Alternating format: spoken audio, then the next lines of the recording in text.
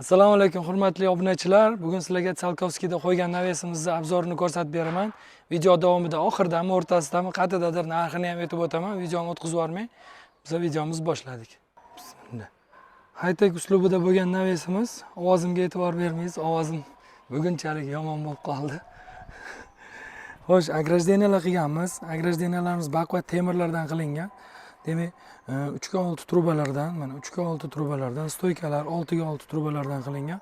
Bu ограждениялаrimizga Gravitex sepganmiz. Mana videoda e'tibor berishingiz mumkin.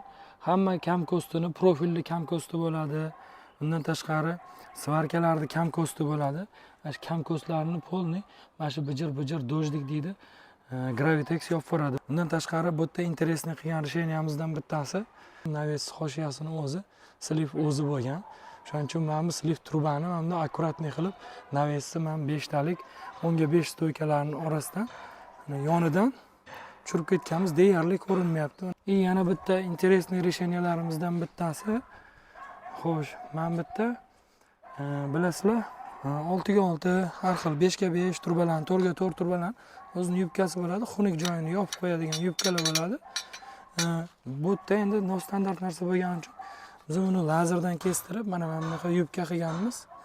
Ikki tomondan tiqqanimiz uchun ozgina bilinib qolgan, unaqa juda katta bilinmaydi. Mana bu yerdan уже ko'rinmayapti. Chiroyli akkuratni bo'lib turibdi. Endi navesimizga keladigan bo'lsak, eni 8,5 metr, uzunasi ham 8,5 metr. Buni ustiga seriy rangda izraelskiy Lexan yopmoqchi edik. Klient iltimosiga binoan Lexan atmen bo'ldi. Endi buni ustiga quyosh panellaridan qo'yamiz.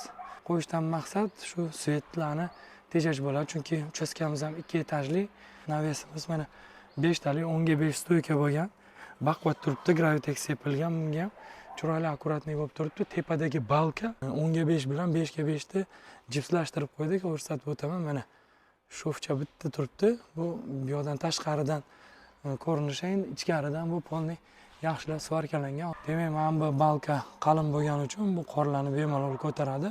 Undan tashqari polni yopiladi. Mana shu yerga 3 ta mashina ham sig'adi. Xuddi shunga o'xshagan naves, faqat stoykasiz. Ichkarida ham qilib o'tganmiz. 4,5 ga 7,5 bo'lgan. Bu navesimiz ham xuddi shunaqa stilda bo'lgan, xuddi shunaqa high-tech stilda bo'lgan. Xuddi shunaqa Gravitex sepilgan, mana ko'rasizlar, bijir bo'lib turibdi. O'zini slivi bilan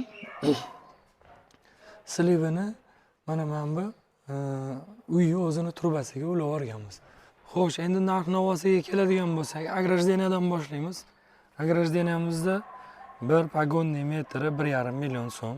O'ziga yarasha, nimaga qimmat deb so'ramanglar, iltimos. Chunki deganda juda ko'p metal ketadi, juda ko'p mehnat ketadi. Xo'sh, navesimizga keladigan bo'lsak, navesimiz Lexani bor holati $90 kvadrati izraelskiy bilan, $80 kvadrati o'zbekistonniki bilan. Lexani yo'q holati $70 kvadrat metri.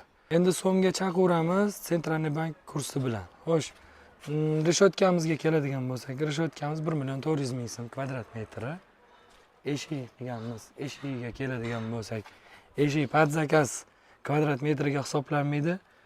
Razmerlarni aytsanglar, shundoq narxi izdelak sifatida aytiladi. Bu summaga hamma narsa kiradi.